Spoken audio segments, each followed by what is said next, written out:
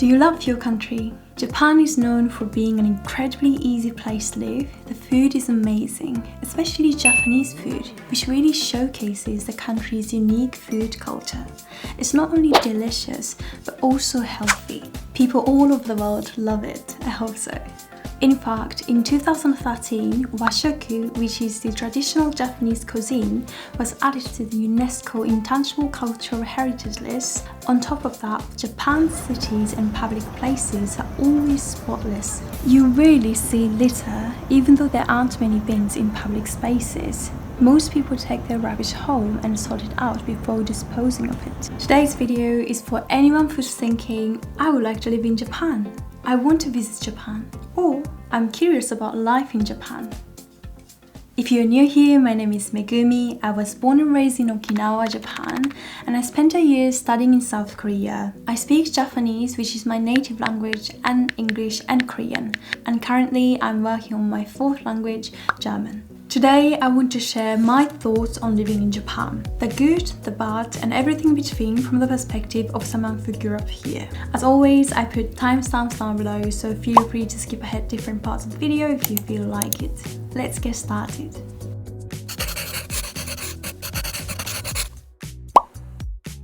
First of all, I'm really grateful for how clean and safe Japan is. Honestly, it's one of the cleanest and safest countries in the world. I tend to lose things quite a lot, which is totally my fault.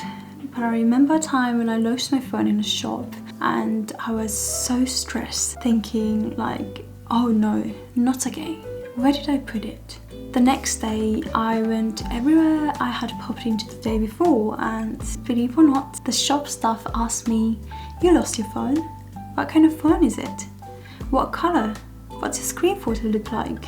They even asked me to open the screen in front of them as there was a password setting. And finally, I got it back. They even made sure the phone was handed over to the right person. I was completely blown away.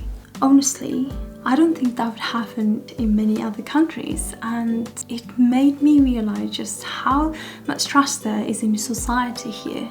People really look out for one another. In Japan, there's a very high chance that lost items will be returned. And in fact, when I was in Spain, I was pickpocketed. And my bag, including my passport, was stolen. That was a nightmare. But here in Japan, as long as you dress appropriately and most places are incredibly safe, I've never felt threatened or scared. But I did feel frightened when I was chased in a park at night in Germany. Traveling abroad really made me realize just how amazing Japan is in terms of safety. Another thing I absolutely love about Japan is how clean and well organized everything is, especially the toilets and bathrooms. Most homes have a bath, and whether you use it daily or not, I've never been to a country where bathrooms are as clean and organized as here. I even remember a Korean YouTuber saying that once you get used to Japanese baths, you can't live anywhere else. I couldn't agree more. Whenever I travel, I often find it hard to adjust because toilets and bathrooms abroad just aren't the same. Many people in Japan even consider the bathroom to be the most relaxing place in the house. Now I want to talk about some of the things I found challenging about living in Japan. The first thing that comes to mind is how much pressure there is to follow social rules and expectations. While this can be a good thing in some ways, and it can also be a bit overwhelming. For example, in Japanese schools, everyone is expected to line up properly and work together. I think Japan's clean streets are a direct result of this culture of following rules, and everyone has to stick to them. If someone breaks a rule, teachers make sure they learn it to follow it properly. Up until I finished primary school, I was the kind of student who always listened to adults and did what I was told. But when I started secondary school, I began to question things like I started asking myself, why do we have to do this instead of just following the rules? At the time, there weren't many adults who could explain things to me in a way that made sense, and it was always like, because it's a rule, we just have to.